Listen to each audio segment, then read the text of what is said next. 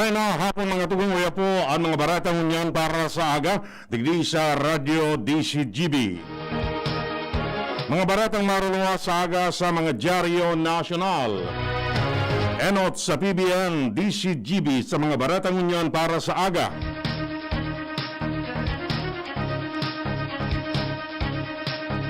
Naalarmo ni marahay ang World Health Organization sa kawaran in access ka nagkaparang nasyon sa bakuna kontra sa COVID-19. Sigun kay WHO Director General Tedros Adhanom Ghebreyesus na may nagkaparang nasyon na daipaman nakakapagpuon kan sa endang COVID-19 vaccination rollout kung sain maging ang mga healthcare workers daipaman nababakunahan. Sinabi niyang mantinido pa manggirari na problema ang bako patas na distribusyon ng bakuna kaya dahil pa manggirari na tatapos ang COVID-19 pandemic.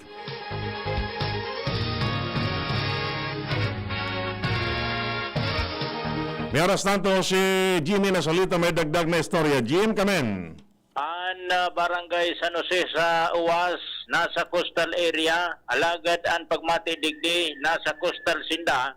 Dahil sa Garinasa Islaan sitwasyon, dahil taan Kalakran River, sobrang hiwas na salog ini, kung saan sa ibong kan salog, barangay Paulba, kapakaibong barangay San Jose, ngunyan 2017, panahon ni ex-congressman Nando Gonzales, pinabugtakan digdi, nin hanging bridge. Basado kay Kapitan Virgilio Camo, nagdurar sa nanin na 2 taon ang hanging bridge, dahil sa kan bagyong Role, tiniripig ini asin na huna mo ginipong kudal sa poon kan bulod dahilan sa naputol ini ninuli sa inabot nin tubig baha ang hanging bridge sa ngunyan sa ibong kan tulay ang mga residentes kung mauran may bagyo ang mga yaraon digdi dahil nakakaibong sa ligaw kung halimbawa masaod o matrabaho dahil sinda makakaibong sagkod na dahil nagbababa ang level kan tubig. Miserabling maray, sigun kay Kapitan Camo, sa indang sitwasyon kung kaya may apelo siya sa mga nanunungdan na kung pwede mabugtakan digdi ni na Sikiray Spillway na magihan kan mga tao pa ibong o kung bako maibalik ang hanging bridge. Ang problema digdi, dakulaon ang kwartang gagastuson para madugtong sana ang tinampan barangay San Jose sa barangay Paulba, Ligao City. Ang San Jose, pasahin niyan. Sir, nang gusto namang sabihin mga kayong gamitin sa sabing possible na tulay na po aming bridge. Kaso aming bridge po nagduang taon sa nagat 2017 nung bagyong Ruli, inanod po. Kaya kung kami po ngayon nang gusto naman yan sabihin so durante na pong tulay di balik po lagi ka nakalabas lang po rito. Kaya mo po paano maabot na po lalo na kating adyo congressman na mo napingidis sa pagi po niya patkin matabangan kami siguro po nakita naman niya so sitwasyon kaya ang gusto ko talaga po na maging po ano mo yan possible Na-isolate ka mo siyempre pag tiguran. pagtanguran din po kami nakaloy di Paano sumay mga trabaho sa duwa sa Estrella Gomez? nagulat pong paggunas nga tubig. Sirabi pa lang sa Opo, kaya skin sa kuha po ka na kudal kamiting, dalalalong kamiting. Parang kay kamo di Kapitan, sabi ka na. Halos, kami man sana po, taga parang naliliputan kaya kaditato yung mga sa bandang, oo, parang nalilikawan kami, kada kami, except, Kalakran River. Kalakran River, kading sulungan kadagalang ka na, Isolated na barangay. Jim, San Jose, ano yan? Ligaw yan o sign? UAS. UAS? Oo. Isolated. Paano makabalyo sa Paul ba? Saan maagi sa San Miguel? Maagi ka sa salog na dahil ang hanging bridge na dating pigamit ninda, iniripig na o yan nasa puon kan bulod. Okay. Kuan digdi question ta kung mabubuktakan ni kay puanin na mga 80 million. Grabe ano. Dakulaw na kantidad. Uyan ang mga kuan niya na paguna mo nasa gilid kan bulod na dalan. Yan sa hanging bridge. Pinaraba. Okay. Mga dagdag na impormasyon, Jimmy Nasalita, DCGB News. Mientras tanto, si Hans Galero may dagdag man na istorya. Hans, kamen. Go ahead, Hans. Babalagan ta si Hans Galero. May arestado nagpatanid ang Department of Health mananunod sa mas peligrosong bagong variant kan COVID-19. Sigun kay Dr. Edsel Salvana, kan Technical Advisory Group kan DOH na mas lakop ang D614C novel coronavirus mutation sa bilog na kinaban kay banana ang Pilipinas. Ang nasabing variant kan COVID-19 igwang tulo sa kutsyam na beses na mas nakakaulakit kumpara sa ibang virus kan 2020. Sinabi ni Salvana na dahil pa man napapag-urunan ang ibang variant kan virus na naglalakop sa bilog na kinaban, kaya papakusugun pang maray ang quarantine restriction. Balagan ta si Hans Galero. Hans, kamen. Padagos mo niya na pinagpapakusog kan gobyerno provincial kan Albay sa pagikan sa Gunian Panaluwigan naman lain-lain na gender and development programs sa tuyang probinsya.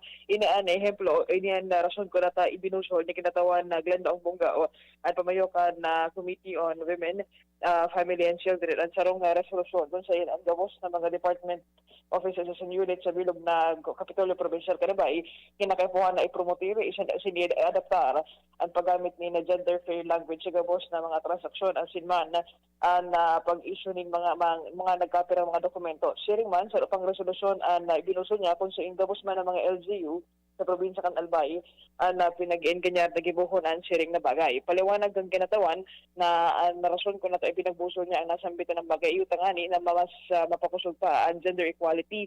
Digdig sa ito yung kapalibot at nasinman na malikayan na nagkapirang mga violasyon sa gender rights kan sa tuyang mga kababayan. Dagdag na bareta, Ans Galero, DCTV. Mientras tanto, dagdag pang barata limang garara dyan sa luwas. Si Renz Luna. Renz, kamen. Nagsurat ang opisina ni Alcalde Vic Perete sa Sangguniang Bayan Candaragan yon ma-requesting budget hali sa DBM para pailawan ang nagkakapirapang mga barangay digdi sa Banwaan din talaga. Sa naging regular na sesyon kasuhapon na kung saan naresibikan Sangguniang Bayan, ang surat hali sa opisina ni Mayor Vic Perete na kung saan na-requesting budget na pailawan ang mga barangay gawan, magin man ang iba pang mga harayong barangay digdi sa Banwaan Candaraga. Kung makatatandaan enot na nag-request din budget ang Sangguniang Bayan sa pahinga ni Committee on Public Works and Infrastructures na si Kagawad Bob Magalona sa DBM ng primerong budget para man sa mga patinampo digdi sa San Vicente Grande magin man sa harayong barangay kaya sa community naman nagabawan ang pinag-anapan ng budget ang aning mapailawan dahil lang sa saro ang barangay Gabawan sa pinag-aagihan kan mga tao lalo naman ang mga pasiring dyan sa syudad ng Legazpi magin man sa mga pasiring digdi sa probinsya ng Sorsogon. Magdagdag na bareta, Renz Luna, DC Jibinas. Kinonfirmar kan Food and Drug Administration na nakaresibi na sinda ng Certificate of Product Registration application para sa anti-parasitic drug na ivermectin. Sigun kay FDA Director General Eric Domingo, na igwanin sa rong aplikasyon na isinumiter sa SENDA. Latag na ninda sa proponent ang mga requirements para pwede ining i-manufacture as ipabakal ang ivermectin sa mas mahiwas na sistema. Sinabi pa ni Domingo na ivermectin magagamit bilang anti-parasitic as in pwedeng gamiton sa tao o hayop sa Pilipinas and commercially available as in nakarestro sa FDA iyo ang veterinary form kan ivermectin. Tanawan ni duhang kan FDA na daing manufacturer o distributor ka sa nasyon na igwang CPR para sa ivermectin pero pwedeng ma-access kan mga tao ang bulong sa paagi kan mga butika na igwang compounding license.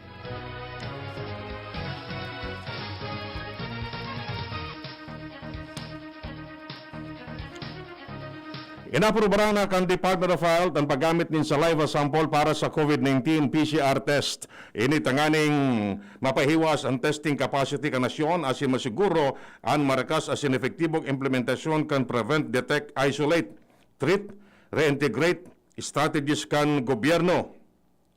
Napapalaman sa ipinalawas na Memorandum number 2021-1 0161 kan DOH na solamente mga lisensyadong COVID-19 laboratories na sertifikado kan Research Institute for Tropical Medicine ang tutugutan ng magkondukta ng saliva-based PCR test. Apo digdi, solamente RITM validated test kits na may 95% sensitivity asin 99% specificity ang pwedeng gamiton. Ang sensitivity mananangon sa abilidad kan testing na ma-detect sa SARS-CoV-2 mantang ang specificity may kinaraman sa abilidad na maaraman ang mga daing virus. Solamente mga trained saliva specimen collectors na ang pwedeng magkondukta ng test.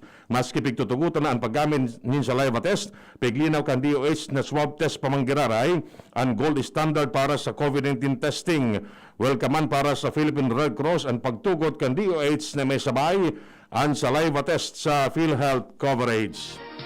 Yan mga tugang ang detalles kay mga baratang unyan para sa agadigdi sa Radyo DCGB. Sa pangarang ng mga pag-iriba, manito tanya sa si Ronald Baldo sa Lado Technical. Ako po si Edwin Peralta nagsasabing mabalos kang sinubag ang tabay.